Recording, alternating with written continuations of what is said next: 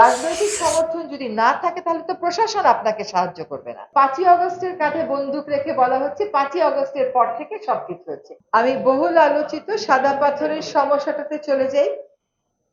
সাদা পাথর কেন? সিলেটে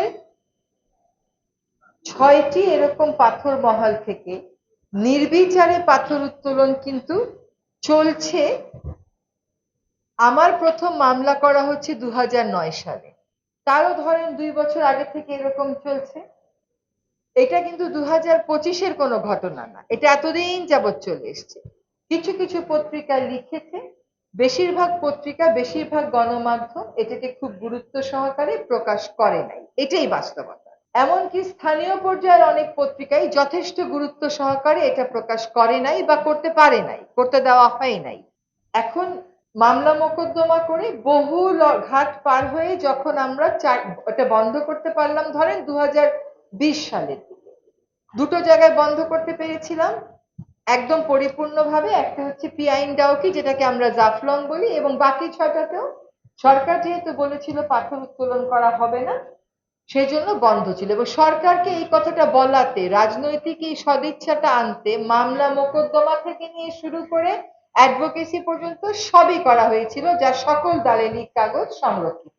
এক পর্যায়ে সরকার বলল যে এটা বন্ধ থাকে, তারপরে এটা খুলে দেওয়ার জন্য তো কাউন্টার অ্যাডভোকেসি চলতেই থাকে, কিন্তু সেই কাউন্টার অ্যাডভোকেসিও ব্যর্থ করা হলো।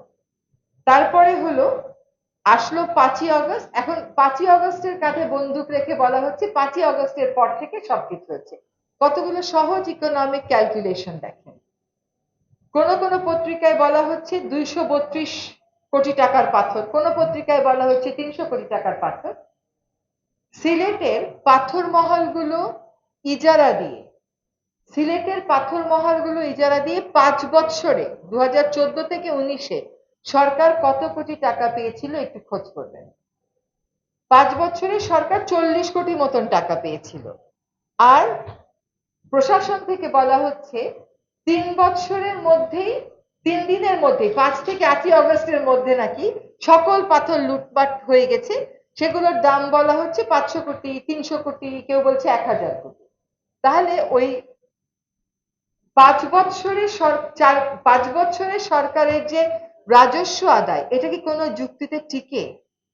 আপনি 5 বছরে রাজস্ব পেলেন 40 কোটি মতো, তাহলে বছরে কত করে পেলেন? 10 কোটি।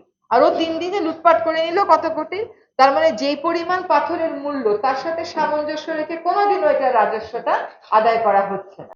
ফলে একটা লুটেরা গোষ্ঠী তো আমরাই সৃষ্টি করে যাচ্ছি।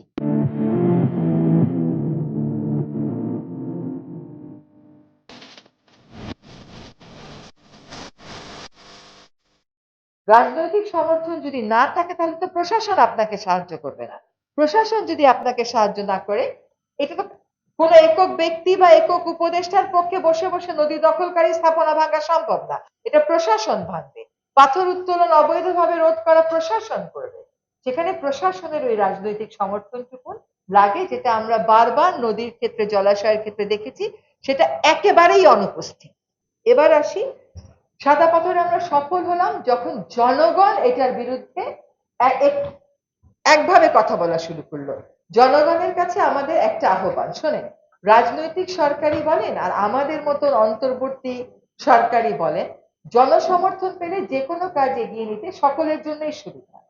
ঠিক যেইভাবে সাদা পাথর নিয়ে আমরা কথা বলেছি, আজকে যেন একইভাবে বাঁকখালী নদীর দখল নিয়ে আমরা কথা বলি। কার 10তলা ভবন ভাঙতে বাধা দেওয়ার জন্য আজকে মাঠ পর্যায়ে এই প্রতিরোধ গড়ে তোলা হলো? কার 4তলা ভবন বাঁকখালীতে থাকার কারণে ওইটা যাতে ভাঙা না হয় সেজন্য এই প্রতিরোধ গড়ে তোলা হলো? আপনারা সামাজিক যোগাযোগ মাধ্যম যারা ফলো করেন তারা দেখবেন তো, কারা খুব খুশি হয়েছে যখন আমরা উচ্ছেদ বন্ধে বাধ্য হলাম, খুশি হলো কারা, এইটা একটু দেখবেন তো। এই উচ্ছেদের পরিকল্পনা ছিল 5 দিনে, 3 দিন কিন্তু উচ্ছেদ করা গেছে, প্রচন্ড বিরোধিতা, প্রচন্ড বাধার মুখে করা গেছে।